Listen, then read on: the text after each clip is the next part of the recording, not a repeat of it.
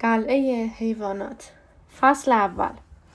آقای جونز مالک مزرعه مانر به اندازه مسبود که شب وقتی در مرغدانی را قفل کرد از یاد برد که منفذ بالای آن را هم ببندد. تلو خوران با حلقه نور فانوسش که رقص کنان تاب می‌خورد سراسر حیاط را پیمود. کفشش را پشت در از پا بیرون انداخت و آخرین گیلاس آبجو را از بشکه آبدارخانه پر کرد و افتان و خیزان به سمت اتاق خواب که خانم جونز در آنجا در حال خور و پف بود رفت.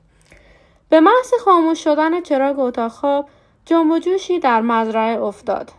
در روز دهان به دهان گشته بود که میجر پیر خوک نر برنده جایزه نمایشگاه حیوانات شب گذشته خواب عجیبی دیده است و می‌خواهد آن را برای سایر حیوانات نقل کند. مقرر شده بود به محض اینکه خطر وجود آقای جونز در میان نباشد همگی در انبار بزرگ تجمع کنند. میجر پیر همیشه او را به این نام صدا می‌کردند گرچه به اسم زیبای ولینگدن در نمایشگاه شرکت کرده بود. آنقدر در مزرعه مورد احترام بود که همه حاضر بودند ساعتی از خواب خود را وقف شنیدن حرفهای او کنند. در یک سمت طویله بزرگ در محل مرتفع سکو مانندی میجر در زیر فانوسی که به تیر آویزان بود روی بستری از کاه لمیده بود. 12 سال از عمرش میرفت و اخیراً کمی تنومند شده بود. محسن خوک با عظمتی بود و با اینکه 2 دندان نیشش هیچگاه کنده نشده بود ظاهری مهربان و مجرب داشت. دیری نپایید که سایر حیوانات به تدریج آمدند و هر دسته به شیوه خاص خود در محلی قرار گرفت. اول سگ‌ها بلوبل و جسی و پینچر آمدند و بعد خوک‌ها که جلو سکو روی کاه مستقر شدند.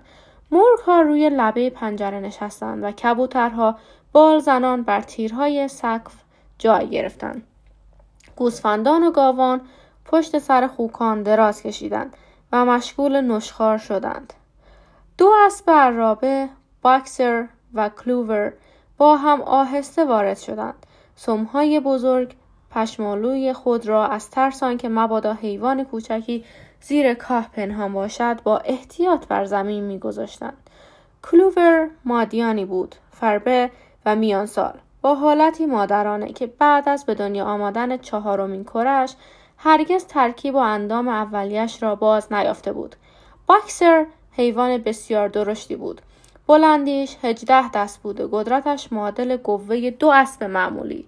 خط سفید رنگ پایین پوزش به او ظاهر احمقانه‌ای داده بود و حقیقت مطلب این که در زمره زیرک‌های درجه 1 نبود، ولی به دلیل ثبات و نیروی فوق‌العاده‌اش در کار مورد احترام همه بود.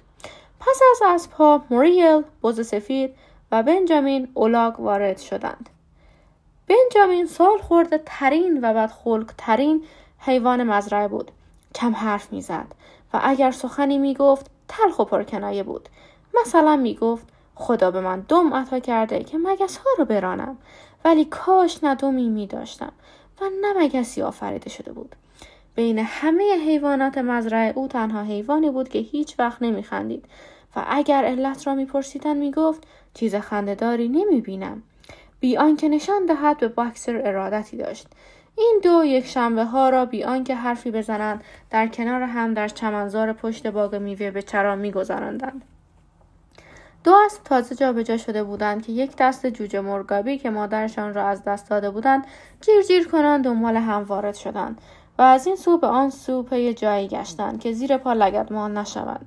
کلوور با 2 پای جلوی بزرگ خود برای آنان حصار مانندی ساخت و آنها میان آن آشیانه گرفتند و فوراً به خواب رفتند. در آخرین لحظه مالی، مادیان خول سفید قشنگ که درشکه تک اسبه آقای جونز را میکشید، در حالی که حب گندی میجوید با ناز و ادا وارد شد. در محلی نسبتاً جلو نشست و مشغول ور رفتن با یال سفیدش شد، به این امید که به روبان قرمزی که با آن بافته شده بود توجه شود.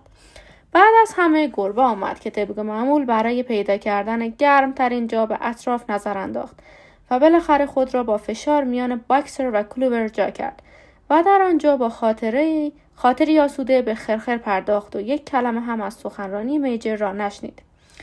جز موزس، زاگ اهلی که بر شاخه درختی پشت در خوابیده بود، همه حیوانات حاضر بودند. وقتی میجر متوجه شد که همه مستقر شدند و منتظرند، سینه را صاف و چنین شروع کرد: رفقا، همه راجع به خواب عجیبی که شب قبل دیدم شنیده اید. راجع به خود خواب بعد صحبت می کنم. مطلب دیگری است که باید قبلا بگویم. فکر نمی کنم رفقا که من بیش از چند ماهی بین شما باشم و حس می کنم موظفم تجاربی را که به دست آوردم پیش از مرگ با شما در میان بگذارم. من عمر درازی کردم و در طویل مجال بسیاری برای تفکر داشتم و تصور می کنم می توانم ادعا کنم که به اندازه هر حیوان زنده‌ای به ماهیت زندگی در این عرصه دنیا آشنایی دارم. در این زمینه است که می خواهم با شما صحبت کنم. رفقا، ماهیت زندگی از چه قرار است؟ باید اقرار کرد که ماهیت ما کوتاه است، پرمشقت است و نکبتبار است.